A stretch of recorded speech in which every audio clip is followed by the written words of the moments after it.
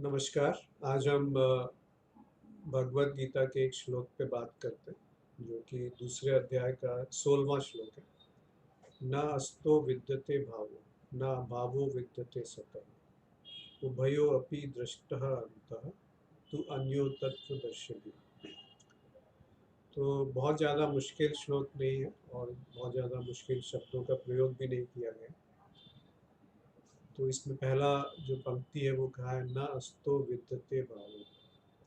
जो असत है वो विद्यमान नहीं है और उसकी कोई सत्ता नहीं है। भावों का अर्थ होता है यहाँ पे सत्ता। तो ना उसकी कोई सत्ता है, ना कहीं वो विद्यमान है जो असत है। और ना अभावो विद्यते सत, और जो सत है वो ऐसा कभी नहीं हुआ कि वो उसका अभाव हुआ हो या वो कभी विद्यमान ना रहा हो। तो हम सत और असत किसको बोलते हैं वो समझते हैं तो ये और स्पष्ट होगा। असत वो है जो बदलता है। तो जो भी अनुभव में आते हैं वो असत इसलिए कहे गए क्योंकि वो बदलते हैं तभी अनुभव में आते हैं। अगर बदलाव बंद हो जाए तो अनुभव भी बंद हो जाएंगे। तो जो बदलता है वही अनुभव में आता है, और जो एक समान गति से बदलता है वो भी अनुभव में नहीं आता। जैसे कि पृथ्वी है, पृथ्वी अपनी धुरी पे लगभग 1600 किलोमीटर एक घंटे की गति से घूम रही है, और जब सूरज के चारों तरफ घूमती है तो लगभग 3 लाख किलोमीटर एक घंटे की गति से घूमती है। परंतु वो हमें अनुभव में नहीं आती। क्यों? क्योंकि वो समान गति से बदल रहा है। तो जब कुछ भी बदलाव होता है और वही अनुभव में आता है, नहीं तो वो अनुभव में ही नहीं आ सकता। तो जो भी अनुभव में आता है वो असत है। क्यों असत है? क्योंकि वो विद्यमान नहीं है। आप उसको कैसे कहेंगे कि वो है? अभी था, परंतु अभी आपने उसको नापा, पर जैसे ही नापा वो बदल चुका है। तो दोबारा आप नापेंगे तो वहाँ कुछ और है, इसीलिए हम उसको असत कहते हैं। तो ना असतो विद्यते भाव, उसका भाव नहीं है, उसकी सत्ता नहीं है और वो कभी विद्यमान नहीं है। तो ये एक जगह और कहा गया है कि जो पहले नहीं था या बाद में नहीं है वो अभी भी नहीं है। इस पर थोड़ा मनन करें कि ये क्यों कहा है और इसमें कितना सत्य है, मतलब कितनी वास्तविकता है इस कथन में। परंतु गहराई से देखेंगे तो जो आपको दिखता है वो वैसा नहीं है। क्यों ये कहा गया है? कहीं ये इसलिए कहते हैं क्योंकि जो सूक्ष्म है वो स्थूल को नहीं पकड़ सकता। तो आपको जो भी अनुभव होते हैं वो इंद्रियों के माध्यम से होते हैं। तो इंद्रियां सूक्ष्म है, वस्तुएं स्थूल हैं। तो जो हमें अनुभव हो रहे हैं वो इंद्रियों के अनुभव हो रहे हैं, वस्तुओं के नहीं हो रहे। और इंद्रियों के भी अनुभव नहीं हो रहे, मन के अनुभव हो रहे हैं। क्योंकि मन अगर इंद्रियों के पीछे नहीं है तो कोई भी अनुभव संभव नहीं है। अब मन क्या है? मन भी एक अनुभव है, इसलिए मन को भी असत कहा गया। तो आप देखेंगे कि जो सबसे सूक्ष्म है केवल वही अपना अनुभव कर रहा है।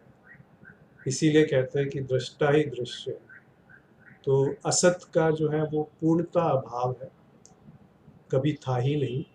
और ना अभावो विद्यते सत, जो सत है उसका कभी अभाव नहीं हुआ। ऐसा कभी नहीं हुआ कि वो विद्यमान नहीं है। और जो विद्यमान है वही सत्य है और वही हमेशा है, और वही मैं हूँ। क्योंकि अगर मैं नहीं हूँ तो कोई भी अनुभव होना संभव नहीं है, संभव ही नहीं है।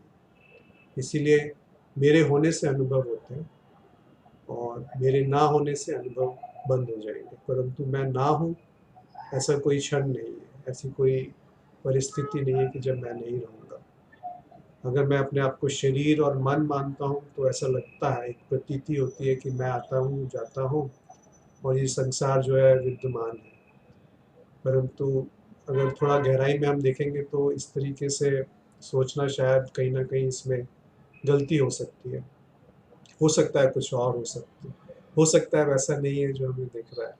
तो थोड़ा मनन कीजिए कि ये अगर कहा गया है तो क्यों कहा गया है। न अस्तो विद्यते भावो न अभावो विद्यते सत। जो सत्य है उसका कभी अभाव नहीं होता। ऐसा कभी नहीं होगा कि वो अभी है और अभी नहीं, बाद में नहीं रहेगा, या कभी था और अभी नहीं है, या अभी है और पहले नहीं था। मतलब किसी भी परिस्थिति में वो बदलेगा नहीं, उसी को हम सत्य कहते हैं। जो बदल जाता है हम उसको असत्य कहते हैं। तो जो असत है उसका कोई सत्ता नहीं है, उसका विद्यमान नहीं है। और जो सत्य है उसकी कभी ऐसा नहीं है कि सत्ता का अभाव हुआ है या कभी वो विद्यमान नहीं रहा। अगर विद्यमान नहीं रहा कभी भी, चाहे वो भूतकाल में या आगे भविष्य में विद्यमान नहीं होगा, तो हम उसको असत कहेंगे, सत्य नहीं कहेंगे। और असत जो है वो अभी भी विद्यमान नहीं है। जो भी परिवर्तनीय है उसको देखने के लिए कोई ना कोई ऐसा धागा होना चाहिए जो उसको पकड़ सके, उसको पिरो सके आपस में। जैसे बहुत सारे मोती होते हैं, तो उन मोतियों को पिरोने के लिए एक धागा चाहिए जो उन मोतियों को एक साथ संभाल सकता है। वैसे ही जो अपरिवर्तनीय है उसी पे बहुत सारे परिवर्तन होते हैं। जैसे पर्दा है, उस पर बहुत सारे चलचित्र चल सकते हैं पर पर्दा नहीं बदलता।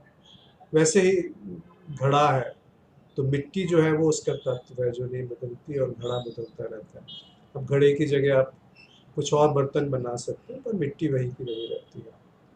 तो जो नहीं बदलता वही मैं हूँ, वही मेरा तत्व है। अब आगे इसको भी वो धाराशायी कर देते हैं कि जो अभी हमने कहा वो भी पूर्णता सत्य नहीं है। क्यों? उभयो अपि दृष्टः अंता। उभयों का अर्थ होता है जो दो बातें कही हैं ऊपर, वो भी जब आप देख लेते हैं कि उनका भी अंत है, यानी कि जो दृष्टा है और जो दृश्य है वो दोनों भी दो नहीं है, एक है।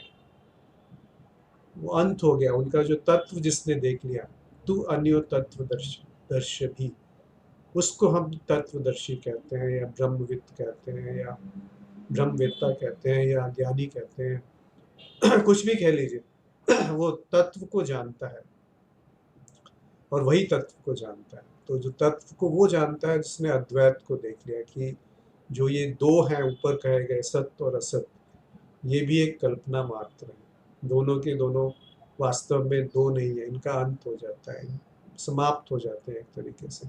समाप्त कैसे होते हैं? विलय हो जाता है। वहाँ पे बुद्धि नहीं पहुँच सकती। उसको आप कह सकते हैं कि अनुभव की एक प्रक्रिया चल रही है और वही है, जैसा है वैसा है। उसमें हम ना कुछ जोड़ सकते हैं ना घटा सकते हैं। तो ये श्लोक बहुत सुंदरता से एक बयान करता है कि तत्वदर्शी कौन है, ज्ञानी कौन है और उसको क्या समझ में आता है। न अस्तो विद्यते भाव, जो असत है वो कभी विद्यमान नहीं रहा, कभी उसकी सत्ता नहीं रही। न अभावो विद्यते सत्य, और जो सत्य है उसका कभी अभाव नहीं होता। ऐसा कभी नहीं होता कि वो विद्यमान नहीं है। अगर वो विद्यमान नहीं रहा तो उसको हम सत्य नहीं कहेंगे, उसको हम असत कहेंगे। और जो असत है वही अनुभव में आता है, और जो इन अनुभवों को जानने वाला है वो इनसे भिन्न है। क्योंकि अनेक अवस्थाएं होती हैं, उन अवस्थाओं को आपस में जोड़ने वाला तत्व क्या है? वो तो उन अवस्थाओं से भिन्न होना चाहिए।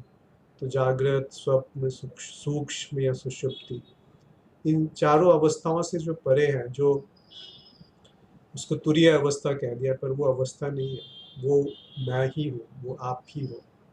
वही है जो ये जान रहा है, जिसमें जानने की शक्ति है, जिसको हम चैतन्य कहते हैं। तो जो चैतन्य है वो अपरिवर्तनीय है, और जो परिवर्तन हो रहा है वो केवल जाना जा सकता है, उसी को अनुभव कहा गया है। परंतु अगले ही पंक्ति में इसको भी उन्होंने कहा कि इसके परे भी कुछ है, वो है भयो अपि दृष्टः अंतः। कि जब ये दोनों के दोनों इनकी जो सीमा है वो देखी जा सकती है कि दोनों में दो नहीं है, वो एक है, द्वैत है। जहाँ पे इसका अंत जान लिया, इसका गहराई में उतर के इसका तत्व जान लिया, उसी को तत्वदर्शी कहते हैं। वही ज्ञानी है, वही वेदांत का अंत है, वही ज्ञान का अंत है। और कुछ ज्ञान मिलेगा नहीं। अंत में दूसरी तरीके से हम देखें तो दो सिद्ध करना असंभव है कि दो हैं, एक दृष्टा और एक दृश्य। फिर घूम फिर के वही पहुंचते हैं कि एक ही है। अब एक क्यों है? कि दृष्टा को स्वयं का ही अनुभव होता है। कैसे अनुभव होता है? कि जो हमने अभी कहा कि जो स्थूल वस्तुएं हैं वो इंद्रियों के पकड़ में नहीं आ सकती, तो हमें केवल इंद्रियों का अनुभव हो रहा है। तो वस्तुएं हैं ही नहीं, हम केवल इंद्रियों को जान रहे हैं। और इंद्रियों का भी अनुभव नहीं होता, केवल मन का अनुभव होता है। और मन का भी अनुभव नहीं होता क्योंकि मन जो है वो स्वयं जड़ है, एक तरीके से उसको देखा जा सकता है, वो आपको नहीं देख सकता, तो मन भी समाप्त हो गए।